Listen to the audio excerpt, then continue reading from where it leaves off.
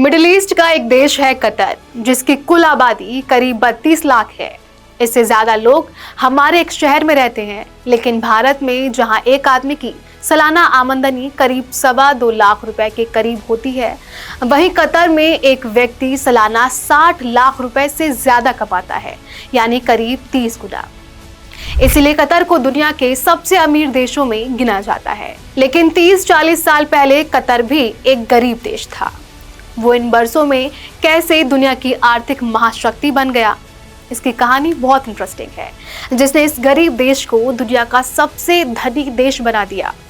उस शख्स का 13 जुलाई को निधन हो गया।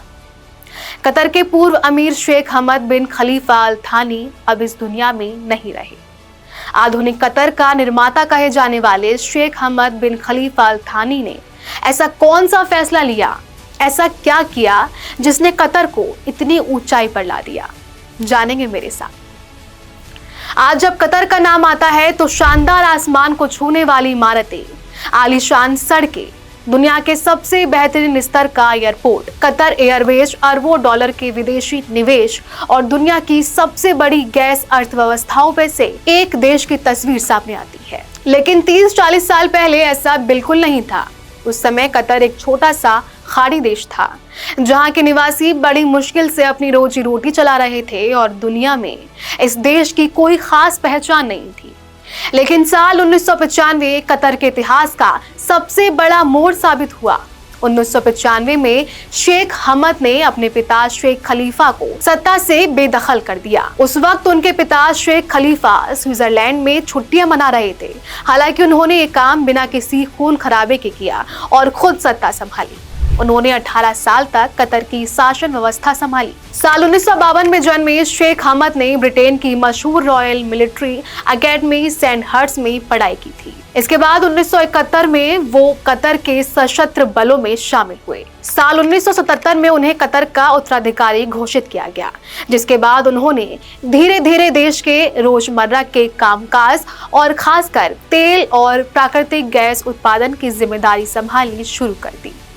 उनके और पिता के बीच मतभेद थे और वो उनकी कुछ जिम्मेदारियां छीनने की कोशिश कर रहे थे, लेकिन उन्होंने मौके का फायदा उठाया और अपने पिता को नुकसान पहुंचाए बगैर उनसे सत्ता छीन ली। उन्होंने अमीरी दीवान, जो वहां की सरकार का मुख्यालय है, उसके चारों तरफ सेना के टैंकों और जवानों को तैनात करवाकर सत्ता पर कब्जा कर लिया। इसके बाद उनके पिता द्वारा किए गए पलटवार के सभी प्रयास नाकाम रहे। जब 1995 में शेख हमद ने कतर की कमान संभाली, तब उनके देश पर भारी कर्ज था और तेल की कीमतें लगातार गिर रही थी। कतर के पास दुनिया का सबसे बड़ा प्राकृतिक गैस का भंडार तो था, लेकिन उस समय गैस को दूसरे देशों तक भेजने और बेचने में बहुत खर्चा आता था और जिसमें जोखिम भी ज्यादा था। सत्ता में आते ही शेख हमद समझ गए थे कि अगर कतर को गरीबी से बाहर निकालना है और दुनिया की आर्थिक महाशक्ति बनाना है, तो वहां के नेचुरल गैस रिसोर्सेज का पूरा इस्तेमाल करना होगा। कई विदेशी कंपनियों और विशेषज्ञों ने उनको सलाह दी थी कि गैस प्रोजेक्ट्स में पैसा लगाना समझदारी नहीं है, क्योंकि ये तकनीक बहुत नई थी और इसमें अरबों डॉलर डूबने का खतरा था। कतर के समुद्र के नीचे नॉर्थ फील्ड गैस रिजर्व है, जो दुनिया का सबसे बड़ा प्राकृतिक गैस भंडार है। पहले इनका सीमित इस्तेमाल होता था, लेकिन शेख हमद ने जानकारों की राय के खिलाफ बड़े पैमाने पर निवेश का फैसला लिया। गैस निकालने की आधुनिक तकनीक अपनाई, अंतर्राष्ट्रीय कंपनियों के साथ साझेदारी की और एलएनजी यानी लिक्विफाइड नेचुरल गैस के निर्यात पर जोर दिया। उन्होंने विदेशी कंपनियों जैसे एक्सोन मोबिल के साथ पार्टनरशिप की और कतर की पूरी ताकत एलएनजी टेक्नोलॉजी डेवलप करने में लगा दी। साल 1997 में कतर ने अपनी पहली एलएनजी खेप विदेश भेजी। कुछ ही वर्षों में कतर दुनिया के सबसे बड़े एलएनजी निर्यातकों में शामिल हो गया। एशिया और यूरोप के कई देश अपनी ऊर्जा जरूरतों के लिए कतर पर निर्भर होने लगे। इसके बाद कतर इतनी तेजी से आगे बढ़ा कि वो दुनिया का सबसे बड़ा एलएनजी निर्यातक बन गया और प्रति व्यक्ति आय के मामले में दुनिया के सबसे अमीर देशों की लिस्ट में टॉप पर पहुंच गया। यही वो फैसला था जिसने कतर की तस्वीर बदल दी। गैस से होने वाली कमाई ने सरकारी खजाना भर दिया और यहीं से शुरू हुई आधुनिक कतर की नई कहानी। तेजी से बढ़ती आमदनी का इस्तेमाल सिर्फ खजाना भरने में नहीं किया गया। शेख हमद ने शिक्षा, स्वास्थ्य, सड़क, बंदरगाह, एयरपोर्ट और आधुनिक शहरों के निर्माण पर अरबों डॉलर खर्च की। राजधानी दोहा का चेहरा पूरी तरह बदल गया। नई मेट्रो, शानदार हाईवे, विश्व स्तरीय अस्पताल और आधुनिक शिक्षा संस्थानों ने कतर को खाड़ी क्षेत्र को सबसे विकसित देशों में शामिल कर दिया। उनके कार्यकाल में ही कतर का पहला स्थायी संविधान लागू हुआ और नगर पालिका चुनाव शुरू हुए, जिसमें महिलाओं को चुनाव में खड़े होने और वोट देने की अनुमति मिली। इसके साथ ही कतर ने दुनिया भर में निवेश करना भी शुरू किया।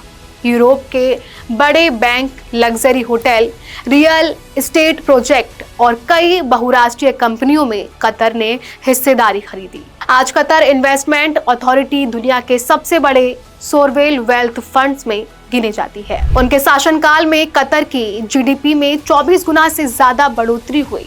सिर्फ अर्थव्यवस्था ही नहीं, शेख हमद ने कतर की पूरी दुनिया में पहचान बनाने के लिए मीडिया और कूटनीति पर भी बड़ा दांव खेला। उनके शासनकाल में अल जजीरा न्यूज नेटवर्क की शुरुआत हुई।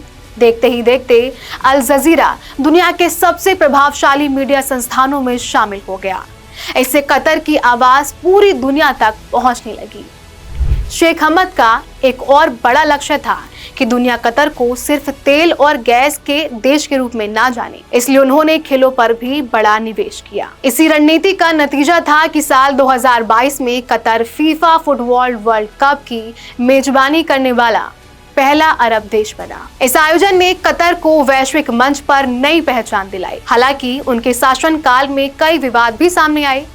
मानवाधिकारी, प्रवासी मजदूरों की स्थिति और क्षेत्रीय राजनीति को लेकर कई बार अंतर्राष्ट्रीय स्तर पर सवाल उठे, लेकिन इन सब के बावजूद आर्थिक बदलाव को लेकर उनकी भूमिका पर शायद ही कोई सवाल उठता है। सब मानते हैं कि अगर शेख हमद प्राकृतिक गैस पर बड़ा दांव नहीं लगाते तो आज कतर शायद इतना बड़ा समृद्ध नहीं होता। शेख हमद खुद बहुत बड़े रईस थे और उन्होंने बहुत शानो शौकत वाला आलीशान जीवन जिया। उनकी रईसी की तुलना ब्रिटेन के शाही परिवार से की जाती थी। फॉर्ब्स मैगजीन के मुताबिक क्वीन एलिजाबेथ सेकंड की करीब $500 मिलियन की प्राइवेट प्रॉपर्टी मानी जाती थी, जबकि शेख हमद की प्राइवेट प्रॉपर्टी करीब 2 से $2.5 बिलियन थी।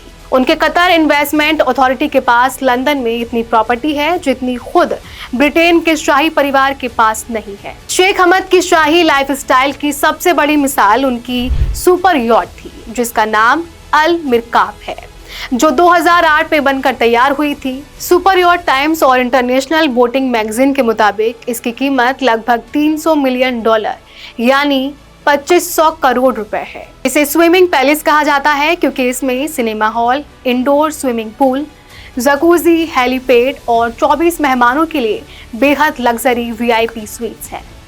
शेख हमद ने 3 शादियां की थी। इनमें से उनकी दूसरी पत्नी शेखा मोजा बिन्त नासिर दुनिया भर में अपने शानदार फैशन सेंस और एजुकेशन फाउंडेशन के लिए बहुत मशहूर और इन्फ्लुएंसर पर्सन मानी जाती हैं। शेख हमद के कुल 24 बच्चे हैं, जिनमें 11 बेटे और 13 बेटियां हैं। इतने बड़े परिवार के बावजूद उन्होंने 2013 में बिना किसी विवाद के अपनी मर्जी से सत्ता अपने बेटे शेख तमीम को सौंप दी थी। तब वो केवल 61 साल के थे। खाड़ी देशों में इस तरह बिना विवाद के सत्ता का शांतिपूर्ण हस्तांतरण बेहद दुर्लभ माना जाता है। और ऐसे ही जानकारी के लिए देखते रहिए अनकोट मीडिया।